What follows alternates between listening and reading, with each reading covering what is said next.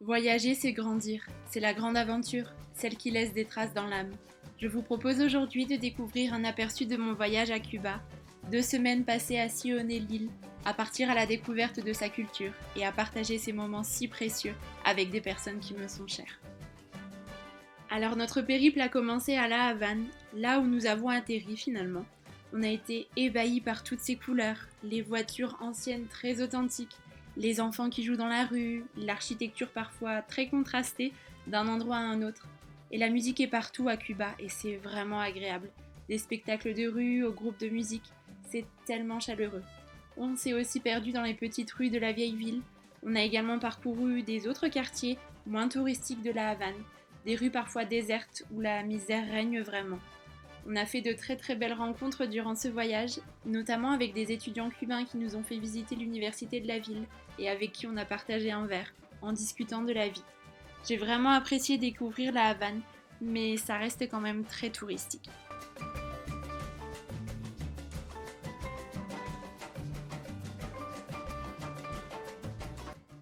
Pour ce voyage, un chauffeur et sa superbe Chevrolet nous ont accompagnés. On a fait la connaissance de Yaciel, avec qui on a vraiment pu sympathiser tout au long de cette aventure. Et je vous assure qu'on a eu de véritables fous rires. On a donc pris la direction de l'ouest de l'île, avec un stop à Las Terrassas, qui est un éco-village qui abrite les plus anciennes plantations de café de l'île. Notre chemin continue et nous sommes finalement arrivés dans l'une des plus belles régions de Cuba d'après moi, Vignales, au cœur des terres ocres et des paysages verdoyants.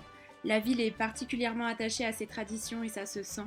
On a profité d'une leçon de savoir-faire ancestral avec la fabrication de cigares. On a eu des explications pour la récolte et le séchage des feuilles de tabac, déroulage des feuilles de tabac à la main pour fabriquer des cigares paysans. Ici, le cigare est un véritable trésor culturel. C'était vraiment un moment très intéressant et à la fois enrichissant. Ensuite, on a pu faire une balade à cheval à travers les vallées pour explorer les champs de tabac et de café. J'avais le sentiment que le temps s'était arrêté. C'était incroyable. Le site est d'ailleurs même classé au patrimoine de l'UNESCO. Tout au long de notre voyage, nous avons dormi chez l'habitant, dans des casas, afin de s'imprégner encore plus de la culture locale. On a partagé des moments de vie avec nos hôtes cubains qui vraiment ont fait preuve d'une très grande gentillesse. On a apprécié aussi les délicieux repas qu'ils nous avaient préparés pour l'occasion. J'ai eu la chance de fêter mes 27 ans à Cuba, c'était assez fou. Pour l'occasion, nous nous sommes rendus à Cayo Ruchias, une sublime plage de sable blanc et de bois flottés. Mais malheureusement, le temps n'était pas du tout favorable et Cuba m'a offert une superbe pluie pour l'occasion. Il a fait un temps atroce tout au long de la journée, mais j'ai quand même passé un très très bon moment. Et la journée d'anniversaire s'est clôturée par un délicieux repas dans un petit restaurant au cœur de Vignales. Après l'ouest du pays, notre périple continue plus à l'est, mais c'était sans compter sur une panne en plein milieu de l'autoroute. D'ailleurs, d'autres voitures se sont même arrêtées sur les voies pour nous venir en aide. Il y a une véritable entraide à Cuba et c'est assez fantastique.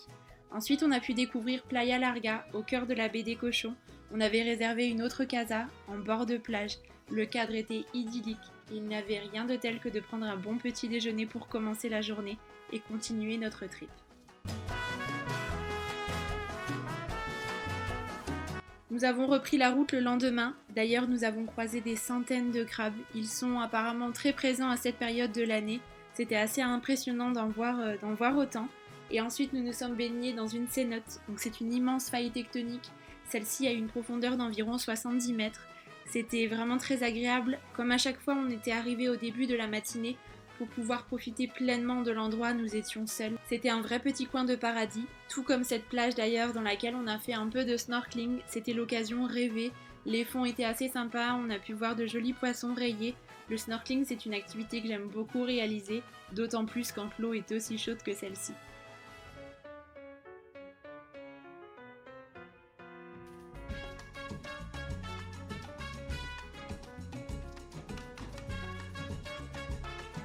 Nous avons réalisé un stop à Cienfuegos, qui est l'une des villes les plus récentes de Cuba. Son architecture est très intéressante. On a vraiment apprécié le centre de la ville avec sa place principale, ses petits marchés locaux, mais c'est vrai que le reste ne nous a pas forcément beaucoup plu, du coup on ne s'est pas éternisé, et puis on a poursuivi notre itinéraire, cette fois-ci en direction de Trinidad. C'est l'un de mes coups de cœur de Cuba. Trinidad est une ville coloniale qui a fêté ses 500 ans. Avec ses rues pavées, ses maisons colorées, le bruit des sabots des chevaux dans les rues tôt le matin, ou bien encore les vendeurs de pain à bicyclette. Le charme de la ville est complètement fou et j'ai été totalement séduite. On a d'ailleurs mangé un délicieux poulet au miel avec le traditionnel riz aux haricots rouges. C'était un vrai moment de bonheur. Le soir, on a d'ailleurs dîné dans un restaurant sur une terrasse avec une vue imprenable sur la ville.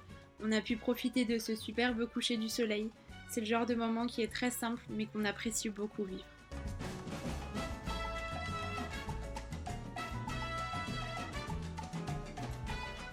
L'heure était venue de réenfiler ses baskets et de partir à la découverte de la cascade Topes des Colantes. Nous sommes partis également assez tôt le matin pour essayer d'éviter la foule et on a vraiment bien fait parce que cela n'a absolument rien à voir. Après environ 1h, 1h30 de marche et de belles rencontres, on a pu bénéficier de ce bassin naturel rien que pour nous et c'était un vrai régal. Je vous avoue que l'eau était quand même assez fraîche, mais au final on s'y fait et puis ce cadre vraiment naturel, c'était plutôt chouette.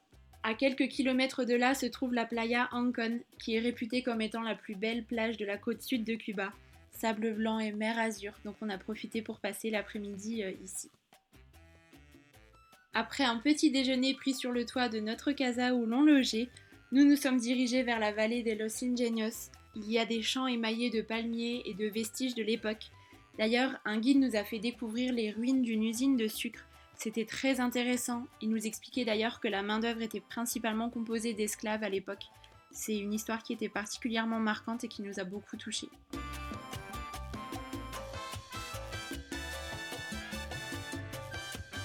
Après 10 jours à parcourir Cuba, place au Farniente.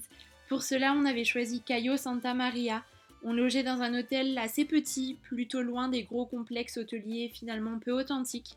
Et on a pu profiter de la vue incroyable de notre chambre, des sublimes plages de sable blanc, de la piscine, de la détente. C'était l'occasion de siroter de délicieux cocktails cubains, d'admirer les couchers du soleil qui s'offraient à nous.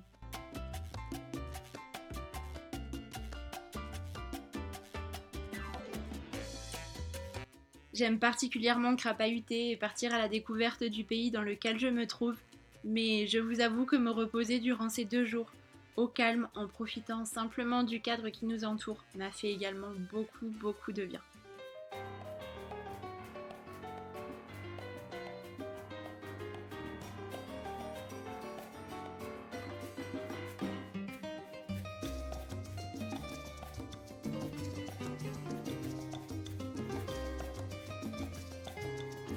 Après un dernier coucher du soleil au bord de plage et une superbe soirée accompagnée de musiciens, nous avons cette fois pris la route en direction de Cardenas, mais avant on s'est arrêté sur la très célèbre place de la Révolution, un véritable symbole emblématique pour Cuba. On est finalement arrivé à notre casa louée pour une nuit. On a d'ailleurs fait un petit plongeon dans la piscine, c'était vraiment appréciable avec la chaleur. Et puis nous sommes revenus là où tout avait commencé, 15 jours plus tôt, à La Havane, pour écouter une dernière fois ces morceaux de musique cubaine, parcourir les rues avant de s'envoler pour la France. La musicalité de cette île, sa culture vraiment vivante et son histoire plutôt préservée m'ont vraiment beaucoup touchée. C'est un voyage qui a été extraordinaire. J'espère de tout cœur que ce petit aperçu vous aura plu et qu'il vous donnera peut-être envie de découvrir Cuba à votre tour. En tout cas, je vous embrasse très fort et je vous retrouve très bientôt pour de prochaines aventures.